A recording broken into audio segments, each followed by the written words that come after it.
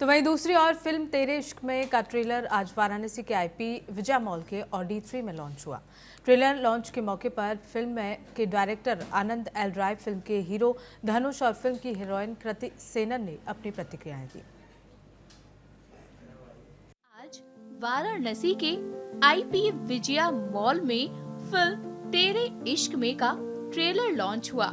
Trailer launch के मौके पर फिल्म के डायरेक्टर आनंद एल राय, फिल्म के हीरो धनुष और फिल्म की एक्ट्रेस कृति सेनन ने अपने रिएक्शंस दिए। फिल्म की कहानी को लेकर क्या कुछ कहा, सुनिए। स्पेशल तो खैर ऑब्वियसली फिल्म आ रही है, बहुत ही स्पेशल फिल्म है और हमें ऐसा लगता है बहुत कम फिल्मों के दौरान ये फील होता है कि बहुत कुछ हम अलग बना रहे हैं, कुछ स्पेशल बना रहे हैं, कुछ ऐसा बना रहे हैं जो लोगों के दिल तक जाएगा। सो वही उम्मीद है और बस महादेव की ब्लेसिंग्स लेने आए हैं। बनारस से खास रिश्ता है, ऑफ कोर्स इस टीम का तो है ही। कोइंसिडेंटली मैं और धनुष दोनों पहली बार बनारस आनंद सर के साथ ही आए थे, अलग अलग टाइम में, तो वो एक कोइंसिडेंस है। तो बस ब्लेसिंग्स लेने आए हैं। Banaras in it, he loves Banaras, I love Banaras, and Banaras is always part of our films, and we are also part of Banaras. So this film also has a connection with Banaras so beautifully, and I'm very excited to see how the audience react to the film. What is the theme of this film? Theme of this film is just love. That love is the theme of the film. तो वहीं उत्तराखंड के मुख्यमंत्री पुष्कर सिंह धामी ने सुबह की सैर पर स्थानीय लोगों से बातचीत की और पंच चौकी टी स्टॉल पर चाय भी बनाई।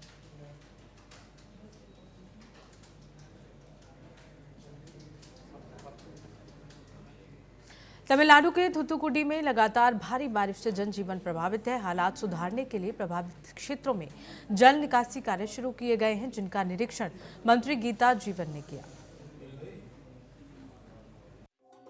तमिलनाडु के थूथुकुडी में भारी बारिश के बाद जनजीवन अस्त व्यस्त हो गया है। पिछले कई दिनों से लगातार हो रही बारिश ने लोगों की समस्या बढ़ा दी है। इसी को देखते हुए बारिश से प्रभावित क्षेत्रों में तीव्र जल निकासी कार्य शुरू किए गए।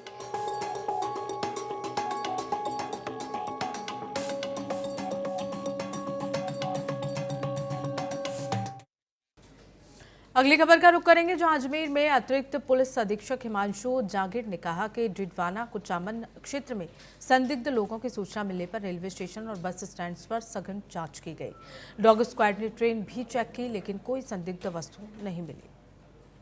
डिडवाना कुचामन से कुछ संदिग्ध व्यक्तियों द्वारा कुछ संदिग्ध बातचीत किए जाने के बारे में सूचना मिली थी और उन व्यक्तियों को जो संदिग्ध बातचीत कर रहे थे उसको लेकर रेलवे स्टेशन बस स्टैंड पे सघन चेकिंग की गई। डॉग स्क्वाड बीडीएस द्वारा ट्रेन को भी चेक किया गया। अभी तक किसी प्रकार की कोई संदिग्ध बात या संदिग्ध वस्तु नहीं मिली। थ्रेट दी गई थी किसी तरह? नहीं, इस प्रकार की बात नहीं। कौन सी ट्रेन को रोका गया था? दादर जाने वाली ट्रेन में जरूर कुछ संदिग्ध हमें लगे थे, तो कुछ को पूछताछ के लिए लाया गया था। बाकी इस प्रकार की अभी कोई बात सामने नहीं आई। Control room Didwana.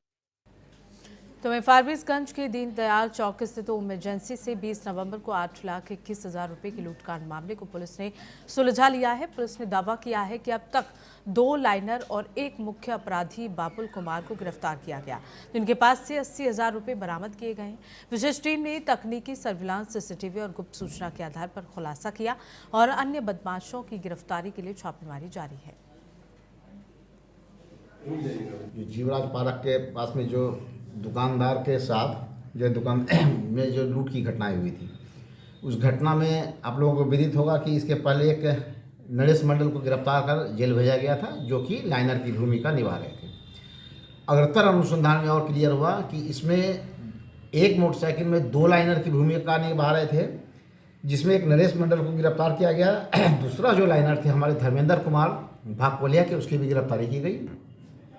उसके बाद ये पता चला कि इस कांड में जो संलिप्त अपराध, मुख्य रूप से जो घटना को अंजाम देने वाले अपराधी हैं, इस जिला के एवं बाहर जिला के भी हैं। तो तत्काल उसके बाद जो छापामारी की गई है, छापामारी कर इस कांड में अराड़ थाना जिला मधेपुरा के ये हैं। दिल्ली धमाके के बाद देश भर में सुरक्षा एजेंसियां हाई अलर्ट पर हैं। इसी कड़ी में कानपुर कमिश्नरेट पुलिस ने शहर के चारों जोनों में 100 से ज्यादा संदिग्ध व्यक्तियों को चिन्हित किया है। इसके साथ ही सभी गतिविधियों पर कड़ी नजर रखी जा रही है। सबसे ज्यादा संदिग्ध पश्चिमी जोन से सामने आए हैं। जांच की भनक लगते ही कुछ व्यक्तियों ने अपने घरों पर ताला लगाकर स्थान बदलने की कोशिश भी की, लेकिन पुलिस और खुफिया एजेंसी लगातार उन पर नजर बनाए हुए हैं। दिल्ली में ब्लास्ट होने के बाद कश्मीरी मूल के लोगों को उसमें इन्वॉल्व होना पाएगा, तो जनरल अलर्टनेस दी गई थी कि कश्मीर के मूल के लोगों की वेयरअबाउट्स को पता किया जाए। तो उसके क्रम में कई छात्र पाए गए कि जो यहाँ पर IIT में और रामू यूनिवर्सिटी, कानपुर यूनिवर्सिटी और BTU वगैरह में पढ़ते हैं, तो ऐसे कुछ लोगों की लिस्ट हमें भेजी गई थी। इसके अलावा बहुत से ऐसे लोग जो भेज करके फेरी घूमते हैं, तो उनको सत्यापित करना डिफिकल्ट है, लेकिन जो अन्य लोग जो जगहों पर पढ़ते हैं उनका सत्यापन हम लोगों ने कर लिया है। और जहाँ तक प्राप्त जानकारी है उसमें सभी अकाउंट फॉर हो चुके हैं। एक व्यक्ति 15 दिन से गायब था, तो वो भी वापस आ गया है। उनका उस घटना में लिप्त होना नहीं पाएगा।